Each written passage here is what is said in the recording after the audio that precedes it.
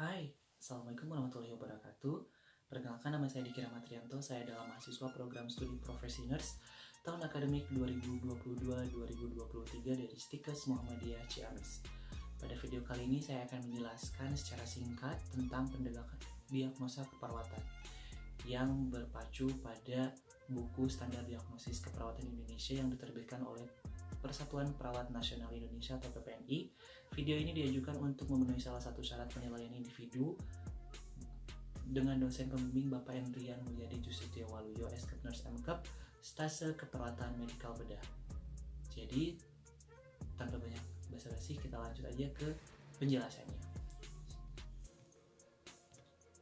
Diagnosis keperawatan adalah proses keperawatan yang merupakan bagian dari penilaian klinis tentang pengalaman atau tanggapan individu, keluarga, atau masyarakat terhadap masalah kesehatan aktual, potensial, dan proses kehidupan. Dalam Undang-Undang Nomor 38 Tahun 2014 tentang keperawatan, pada pasal 30 dijelaskan bahwa dalam menjalankan tugas sebagai pemberi asuhan keperawatan, perawat berwenang menetapkan diagnosis keperawatan. Hal ini menegaskan perawat sebagai penegak diagnosis yang harus memiliki kemampuan diagnostik yang baik sebagai dasar mengembangkan rencana intervensi keperawatan dalam rangka mencapai peningkatan, pencegahan, dan penyembuhan serta pemulihan kesehatan pada klien. Terdapat beberapa standar-standar diagnosis keperawatan yang telah diakui secara internasional, salah satunya yaitu PPNI, yakni Persatuan Perawat Nasional Indonesia sebagai organisasi keperawatan yang bertanggung jawab secara nasional di Indonesia atas peningkatan profesionalisme perawat dan kualitas penyelenggaraan asuhan keperawatan. Maka dianggap perlu untuk menerbitkan panduan berupa Standar Diagnosis Keperawatan Indonesia atau SDKI.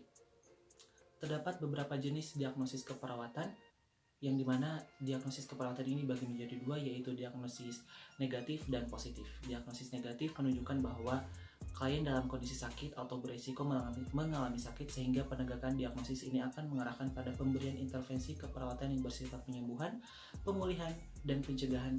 Di antaranya diagnosisnya yaitu diagnosis aktual dan resiko.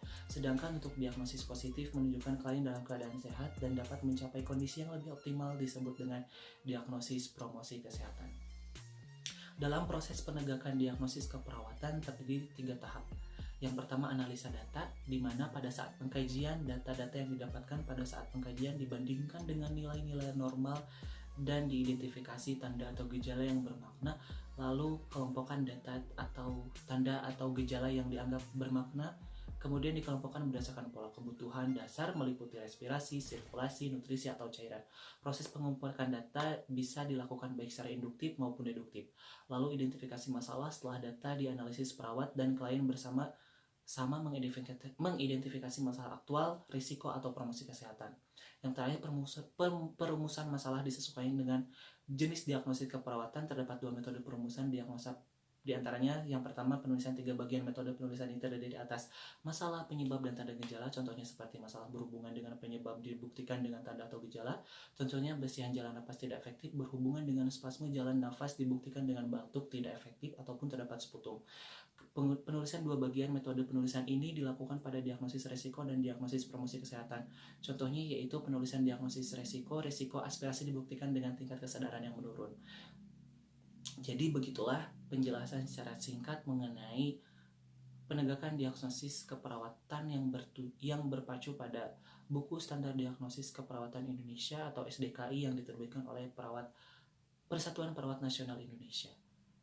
Untuk itu, saya mohon maaf apabila dalam pembuatan video terdapat banyak kesalahan. Saya akhiri. Assalamualaikum warahmatullahi wabarakatuh.